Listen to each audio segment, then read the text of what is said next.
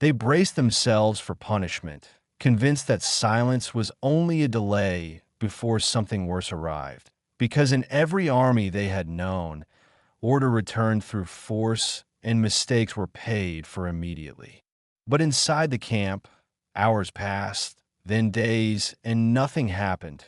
No roll calls, no shouting, no retaliation, only an unsettling calm that slowly replaced fear with confusion, forcing the prisoners to confront a disturbing reality where discipline no longer came from guards, but from their own expectations.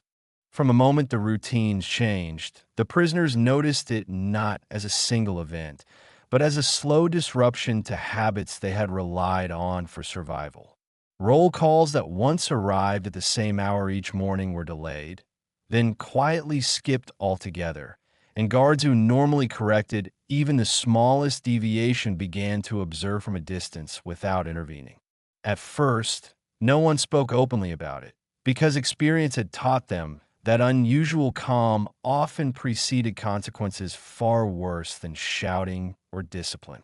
Inside the barracks, conversations became restrained and cautious, with men lowering their voices whenever the subject of the missing rules surfaced, as if acknowledging the silence might provoke a response.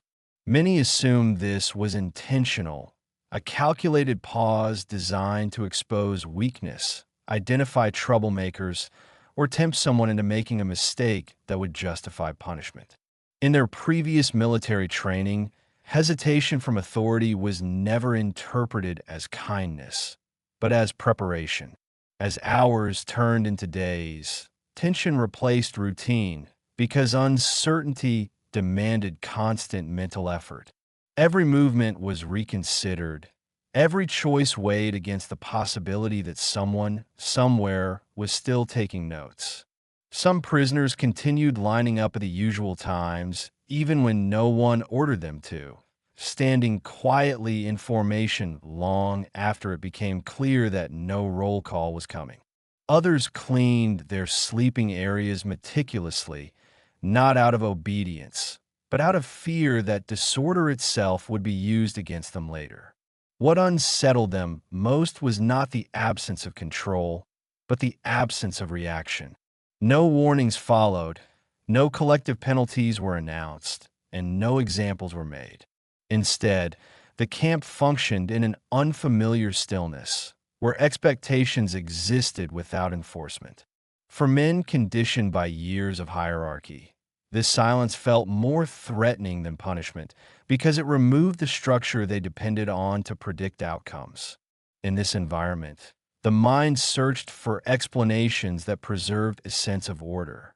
Some believe the Americans were testing psychological endurance, experimenting with restraint as a more effective tool than force.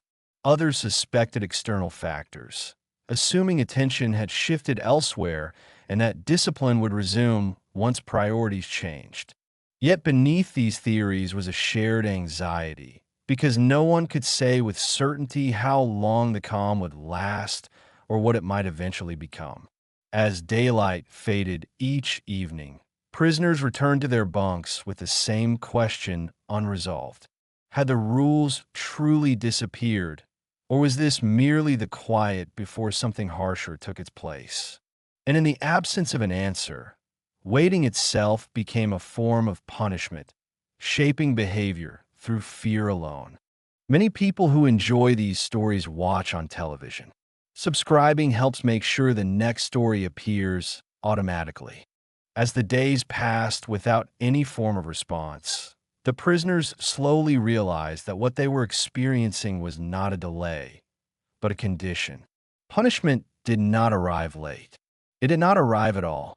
This realization did not bring relief, because in environments shaped by discipline, the absence of consequence can be more destabilizing than its presence.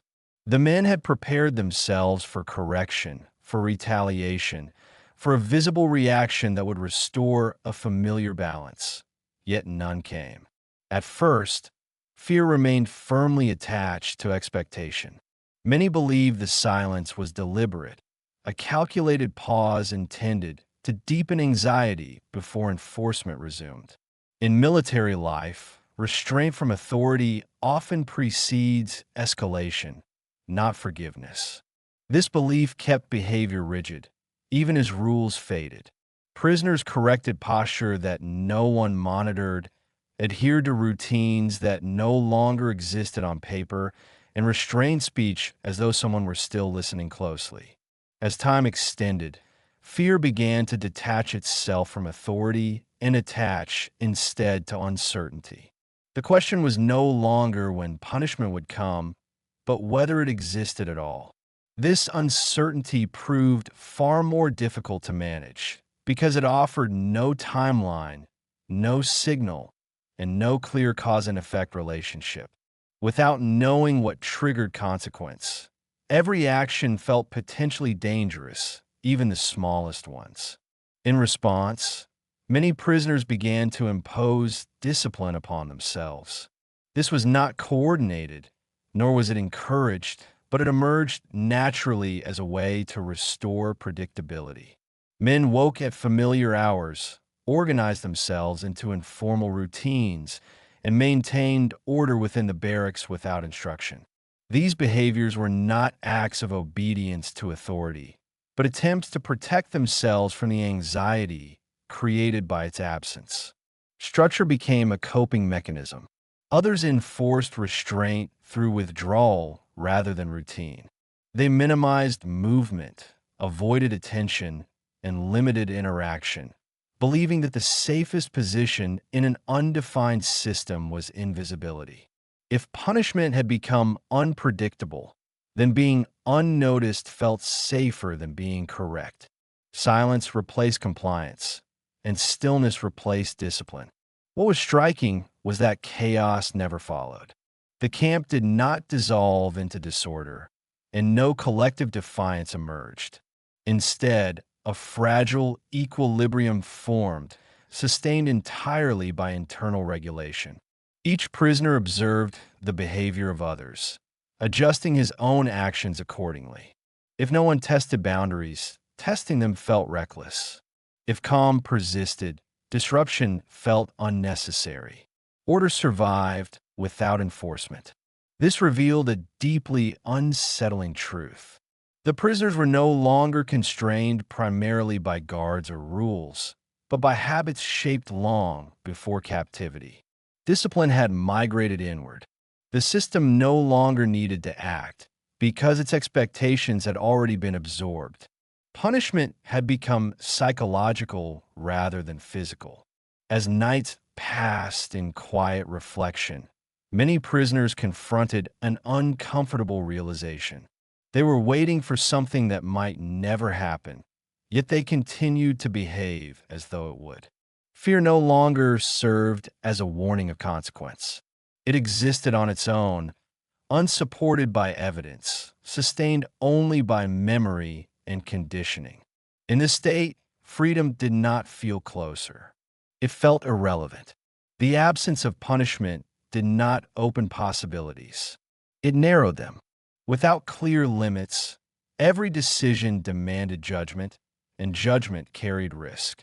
Remaining within familiar patterns felt safer than exploring a freedom that came without instruction. By the end of this phase, the most disturbing shift had already occurred. Authority had not needed to return.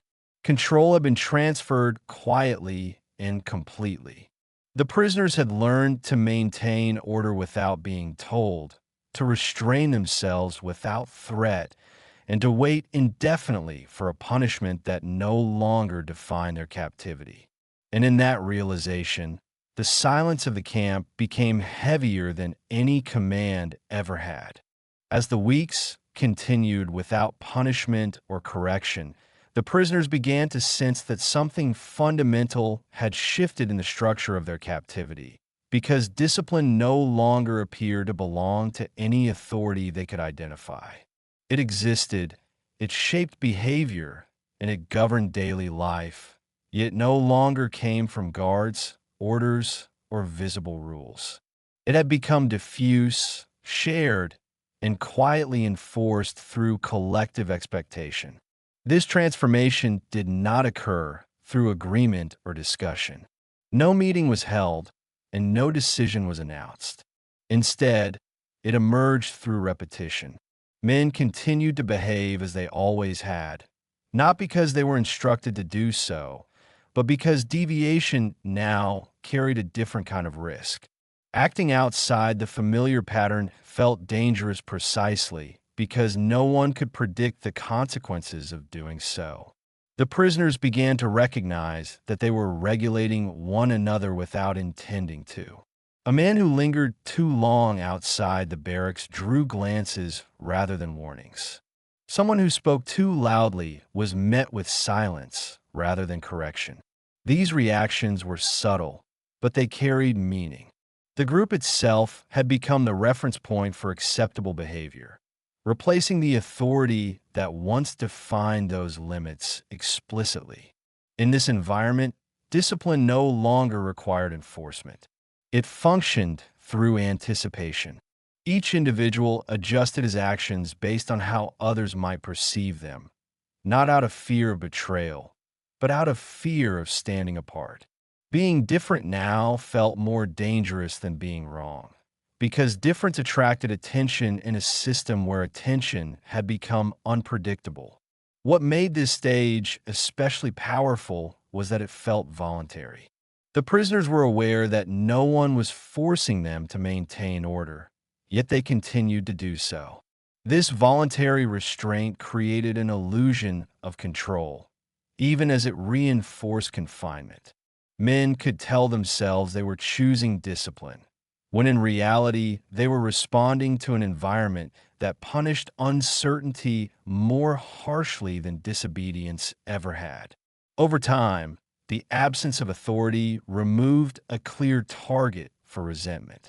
There is no guard to resist, no command to disobey, no rule to violate. This left frustration without direction. The energy that might have fueled defiance instead dissolved into routine, because routine offered relief from constant decision-making. Structure, however limiting, reduced the burden of choice. The camp settled into a stable rhythm that no one officially maintained, yet everyone respected. Meals were taken in order. Work details proceeded without disruption. Even rest followed predictable patterns. This stability was not imposed. It was preserved collectively because disruption threatened the fragile equilibrium that had formed in the absence of clear boundaries. As this collective discipline solidified, the idea of escape began to feel increasingly disconnected from daily life. Leaving the camp would have meant stepping outside not only physical boundaries, but social ones as well. It would have marked an individual as someone willing to abandon the shared order that now governed behavior. In a system sustained by mutual restraint, such a break felt socially isolating as much as physically risky.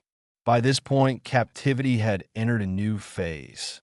Control no longer depended on force, fear, or even expectation of punishment. It depended on the prisoner's shared investment in predictability.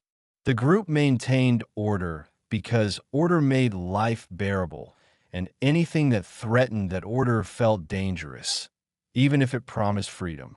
This realization carried an unsettling implication. Discipline had outlived authority.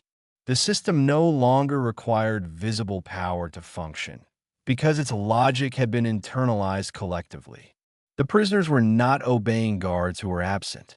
They were obeying the environment itself, shaped by shared behavior and reinforced through silence. And in that quiet consensus, captivity revealed its most enduring form. It no longer needed rules to survive. It survived through the mutual decision to maintain them, long after no one remained to enforce them at all. As discipline became embedded in daily life and maintained collectively rather than enforced from above, punishment gradually lost its function altogether. It was no longer required as a corrective force, because behavior had already adjusted to avoid uncertainty. The prisoners did not need to be threatened or corrected, as they had internalized the consequences of disruption long before any authority could intervene. In this new phase, the idea of punishment existed only as memory rather than expectation. Men recalled how discipline once operated, how mistakes were met with immediate response, and how authority made itself visible through consequence. Yet in the present, those memories served less as warnings and more as references to a system that no longer applied. The camp had moved beyond punishment, not because it had become lenient, but because it had become self-regulating. What replaced punishment was a quiet but powerful form of social pressure. Order was preserved not through fear of authority, but through fear of destabilizing the fragile balance that made daily life manageable. Any action that threatened to introduce uncertainty was discouraged implicitly, not by command, but by collective awareness. The group had learned that disorder did not invite freedom. It invited confusion. This realization shaped behavior more effectively than punishment ever had. In a system governed by consequence, defiance carries meaning because it provokes response. In a system governed by silence, defiance risks being absorbed without effect, leaving the individual isolated rather than victorious. The prisoners understood, even if only intuitively, that breaking from routine no longer promised change. It promised disconnection. As a result, restraint became habitual. Men adjusted their conduct, not because they expected reprisal, but because maintaining order reduced psychological strain. Predictability became a form of protection, and any disruption threatened that protection. The absence of punishment did not signal freedom. It signaled responsibility, and responsibility carried a weight many preferred not to bear. Over time, this shift altered how authority itself was perceived. Guards, when present, no longer represented immediate power. They had become peripheral figures within a system that no longer relied on them. Their role was secondary to the internal order the prisoners maintained. Authority had dissolved into routine, and routine had taken its place as the dominant force shaping behavior. This environment created a paradox. The camp was no longer defined by coercion, yet remained effective. The prisoners were not forced to comply, yet compliance persisted. Punishment had not been removed as a kindness. It had become unnecessary because the conditions that once required it had been replaced by a deeper, quieter form of control. Within this framework, the absence of punishment became more unsettling than its presence. Punishment, however harsh, provides clarity. It defines limits and confirms cause and effect. Its absence removed those markers, leaving behavior guided by caution rather than certainty. The prisoners were not afraid of being punished. They were afraid of misjudging a system that no longer explained itself. As days passed without consequence, the camp settled further into this state of equilibrium. Life continued without interruption, supported by shared restraint rather than enforcement. The system functioned smoothly, not because it was actively maintained, but because no one wished to test its boundaries and discover what might replace it. By this stage, punishment had been rendered obsolete. It no longer served as a deterrent or a corrective tool. Order existed independently of it, sustained by a collective preference for stability over risk. The prisoners had adapted to a form of captivity that no longer required visible force to persist. In this way, the camp revealed a deeper truth about control. Authority does not always need to act to be effective. When order becomes internalized and shared, punishment fades into irrelevance. The system endures not through fear of consequence, but through the quiet understanding that disruption carries costs no one wishes to pay. As punishment faded from daily life and discipline continued without enforcement, the prisoners gradually realized that the most powerful consequence they faced was no longer something that happened to them, but something that did not. The absence of reaction, once interpreted as temporary or strategic, had become permanent, and in that permanence, it began to exert pressure of its own. Without punishment, mistakes lost their meaning. There was no clear signal that an action had crossed a line, no confirmation that behavior still mattered in the way it once had. This ambiguity proved deeply unsettling because consequence had always provided orientation. It told men where they stood, what was expected, and how far they could go. Its disappearance removed those reference points entirely. In this environment, every decision carried weight without guidance. Acting cautiously offered no reassurance, and acting boldly offered no response. The system no longer corrected behavior, but it also no longer acknowledged it.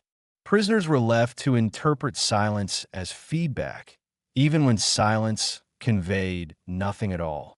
This created a form of psychological pressure that punishment had never achieved, because it demanded constant self-evaluation without confirmation. Over time, this pressure reshaped motivation. Men no longer asked whether an action was permitted or forbidden. They asked whether it was worth acting at all. Initiative began to feel pointless, not because it was dangerous, but because it produced no visible effect. The absence of consequence drained behavior of significance, leaving routine as the only action that reliably preserved balance. This condition proved more restrictive than explicit discipline. Punishment, however harsh, implies engagement. It acknowledges behavior and reacts to it. Silence did neither. It left prisoners suspended in a state where actions existed without response, eroding the sense that choice itself mattered. In such a system, freedom loses its appeal because freedom depends on the belief that actions lead somewhere. As this realization settled, the camp entered a state of quiet inertia. Life continued, but without momentum. Men fulfilled routines, maintained order, and avoided disruption, not out of fear, but out of resignation.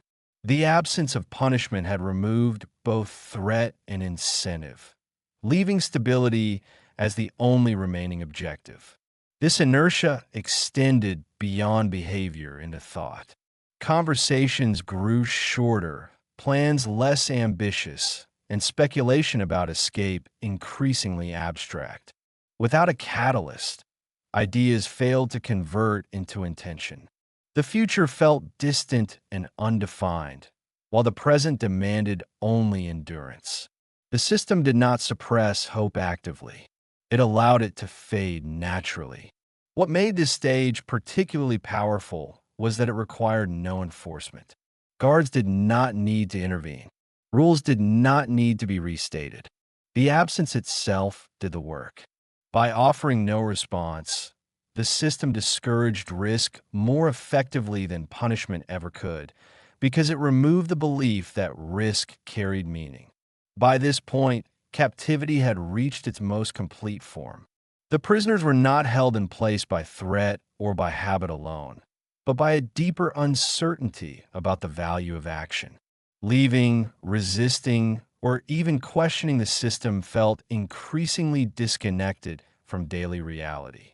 Silence had replaced punishment as the primary mechanism of control. In this final phase, the prisoners understood something that would have been unimaginable earlier. Punishment had once defined captivity, but its absence now sustained it. The system no longer needed to act, because inaction itself had become the most effective deterrent of all. By the time the prisoners fully understood that punishment was not coming, captivity had already completed its quiet transformation. What began as an absence of guards, rules, and reaction had evolved into something far more enduring, a condition in which control no longer needed to announce itself to remain effective. The camp continued to function, not because authority enforced it, but because uncertainty had reshaped behavior more deeply than force ever had. The prisoners were no longer measuring their actions against punishment or reward. They were measuring them against meaning itself. In a world where actions produced no visible response, initiative lost its urgency, resistance lost its direction, and freedom lost its pull. Silence had replaced consequence, and in doing so, it removed the belief that choice could alter anything at all. What held the men in place was not fear in its familiar form. It was the erosion of cause and effect. Without punishment, there was no clear signal that behavior still mattered, and without that signal, risk became difficult to justify. Remaining within routine felt safer than stepping into a freedom that no longer promised clarity or outcome. The camp had not become kind, nor had it become cruel in any obvious way. It had become neutral, and that neutrality proved more restrictive than hostility. In the absence of reaction, the prisoners were left to govern themselves within boundaries that no longer needed to be enforced, because they had already been accepted as inevitable. In this final state, captivity did not rely on walls alone. It relied on the quiet understanding that nothing would change, regardless of action. The system no longer demanded obedience. It simply absorbed it. The men remained not because they were stopped, but because leaving no longer felt meaningful in a world where meaning itself had been drained from consequence. And so, when punishment never came, it was not mercy that filled the space it left behind. It was silence, a silence that required no guards, no orders, and no force, yet held the camp together more completely than discipline ever had. Thank you for spending this time here. If these quiet, true World War II stories matter to you, subscribing helps this channel continue.